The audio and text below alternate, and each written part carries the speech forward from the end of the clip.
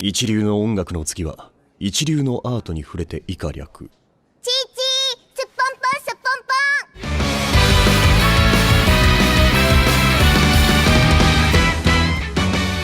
Hello everyone, this is Lou, or InTheEnd like I call myself here, and today I'm going to be talking about the early 2022 hit My Dress-Up Darling. If you are in the anime community or you know some anime now, then you have definitely heard of the show already. We're talking about the show that famously stole views from heavy hitters like Demon Slayer and Attack on Titan, the final season, part 15, or 16.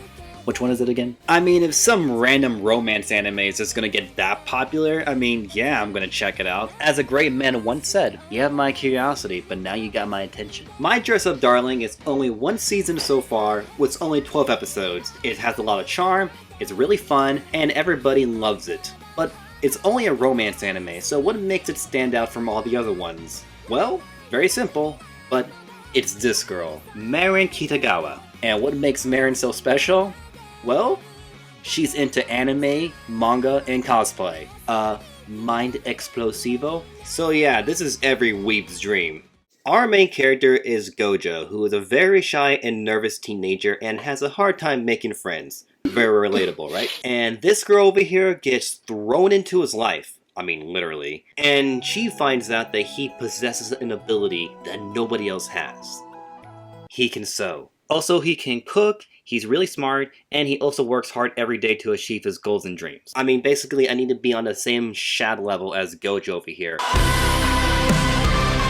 So this popular high schooler asks Gojo to make her a cosplay of her favorite video game character. And yeah, that's the plot. If I am being honest, this isn't exactly a series that you need to immediately put on the top of your watch list anytime soon. But like I said, it's a very simple premise. It's not super complicated, but it's still a very cute series. The first half of the season has more of a narrative, but the second half is very loose and has less plot, and you're just watching the characters do just random stuff. Whether they're making new cosplays or talking about their favorite games or shows, you're just watching characters hang out at this point. I say this because the first half of the series is the best because it's more story driven, but the rest of the series still has a lot of cute moments. Also, let me say too, if you are a photographer, then you might also enjoy the show a bit because it does touch upon photography and photo shoots. Hell, if you're into cosplay, then you're absolutely gonna love this show.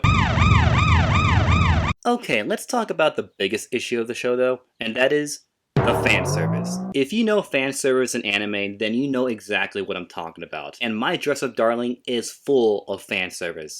But the weirdest part is that the fan service actually does fit in the show. Hell, it would have been weird if there was no fan service in general. Because this is a show about a teenage boy who has the hottest girl in his school clinging over him, and he has never had a girlfriend in his life. How do you think the show's gonna turn out? Plus, you know, you scratch our backs, we'll scratch yours. Well, Jules, the funny thing about my back is that it's located on my So yeah, the fan service does not feel out of place, except in episode 2, because that episode is super awkward. But still, I kinda see this as sort of a coming-of-age story about just two teenagers enjoying life and having fun, with some lovey-dovey stuff sprinkled on top. And like I said with my Rising of the Shield Hero review, if you can make your characters interesting, relatable, and larger than life in their own special way, then the show is already great. And ooh, that is hell important for a romance anime when we're talking about your two lead characters. Okay, but we can all agree that they already knocked it out of the park with the main attraction herself, that is Marin. I mean, what is there to say about her that hasn't already been said? I mean, I can say that the animators put all their blood and sweat and tears into making her look as beautiful as hell. Every one of her facial expressions and animations are just unique and funny and perfect for meme material. Also, I want to take this time to say that the English voice dub is actually pretty good if you want to give it a shot, and Amanda Lee does a great job of bringing Marin to life. Oh, baby! I gotta get that in my mouth! Oh! But I have to be honest and say that Hina Sugura, the Japanese voice actress, is way better. And she hasn't done a lot of big famous characters, but you can just hear the passion and love that she puts into Kitagawa. But besides the obvious, she is a great character that does think about and care about the people around her, and she's also far from annoying. As generic as it sounds, she is a great and well-written character that you don't have to put onto a body pillow and call it a day, and more embodies that high school crush that we all had when we were young. But also, she does not overshadow the other main lead, Gojo. Even though he's very shy throughout the entire show, he's very relatable in so many ways. But what makes him very important is that he is a character with dreams and aspirations. He is a man with goals to achieve, and that in my book is relatable as fuck.